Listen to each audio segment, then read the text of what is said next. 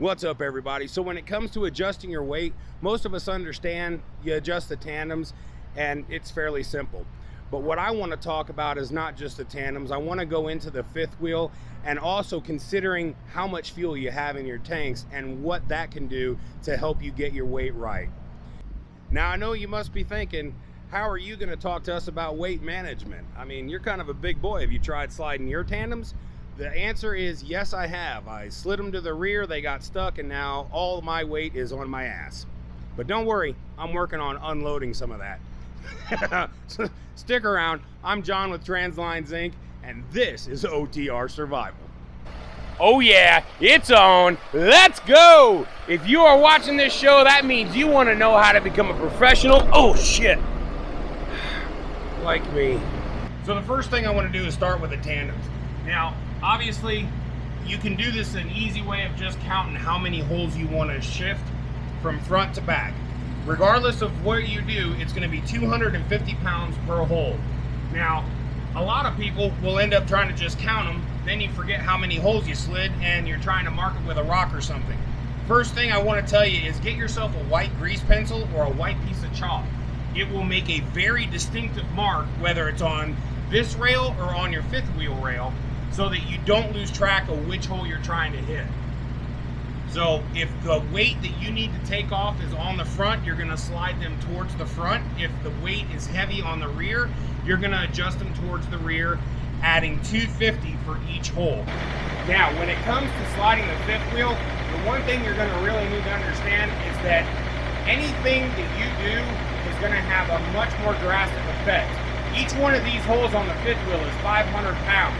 And you don't want to slide this thing all the way forward, but you're going to rip off your wings and you're going to put a neat little V in the back of your truck from where the corner of the trailer smashes it. So the best way to do this is to try to keep your fifth wheel center. Then, rule of thumb, move it 2 notches, either forwards or backwards, but no more than 2 notches. That's 1,000 pounds that you're adjusting from the drive tires to your steer tires.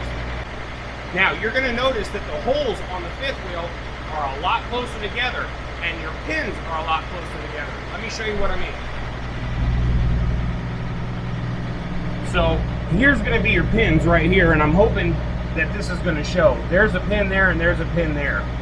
Now, you can see that these holes are pretty close together, and the way these are locked is in a V notch, so it comes in like this. So, the best way to do it is to mark it with your piece of chalk, and that way you can see exactly where the pin was before you slid it. One thing that's going to be very important is if you're going to slide a fifth wheel, make sure you don't crank down on the landing gear when you're trying to pick up on the fifth wheel. All you're trying to do is pick up just enough to where that fifth wheel will rise up and not be pinched from the weight of the trailer pushing down. So you're just trying to barely pick it up a little bit. If you crank on it, you can actually pinch it up and get the pins stuck. So not only will the pins not release, but the fifth wheel won't slide anywhere. So don't really crank on it. You just want to pick it up a little bit. Now, when it comes to your fuel, fuel is going to weigh 8 pounds per gallon. So if you put a little extra weight on your drives, as you start driving and burning off every 10 gallons, you're knocking out 80 pounds. So if you're just a few hundred pounds over and you're unable to slide it out, put the majority of that weight on the drives, because more than likely you'll be able to burn off the excess weight. Now keep in mind, you don't want to play with the fuel very often if you don't have to, because it's going to make fueling a lot more prevalent. You're going to have to stop more often, and if you're out west, it can be a very long way before you get to your next fuel stop. So when it comes to adjusting your weight, the thing I want you to take from this more than anything is plan first. If you'll plan first and slide once, it's going to make life a lot easier. Understand exactly what you have and where. If you're unable to just use the tandems to slide, adjust your fifth wheel no more than 2 slots forward or backwards.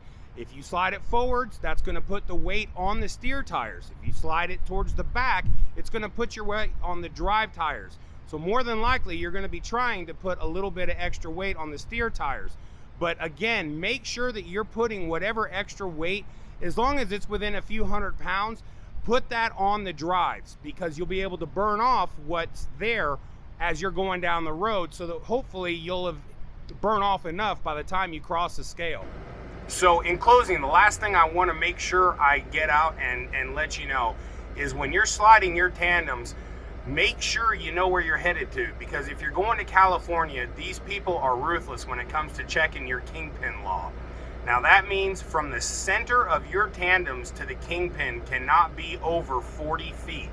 Now a lot of these bigger companies are making it easy by marking the trailer, and they're also tack welding the fifth wheel so you can't slide it. So if you're in that kind of situation, then you won't have to really worry about sliding the fifth wheel. However, that will not help you on the tandems aspect of it, because those are not tack welded. So make sure that that mark is known. If it's not on your trailer, you can get a long tape and measure it yourself. Mind you, it's not a hell of a lot of fun and it does suck, but it's better than getting a ticket in California. So at any rate, I hope this will help you out as you're trying to deal with managing your weight. Just plan first, understand how much fuel you have on and how many gallons you can hold, and that will definitely help you when you're trying to figure out how much weight to put on your tandems. So until next time, thanks for watching. Remember, stop to have some fun. We'll see you. Bye-bye.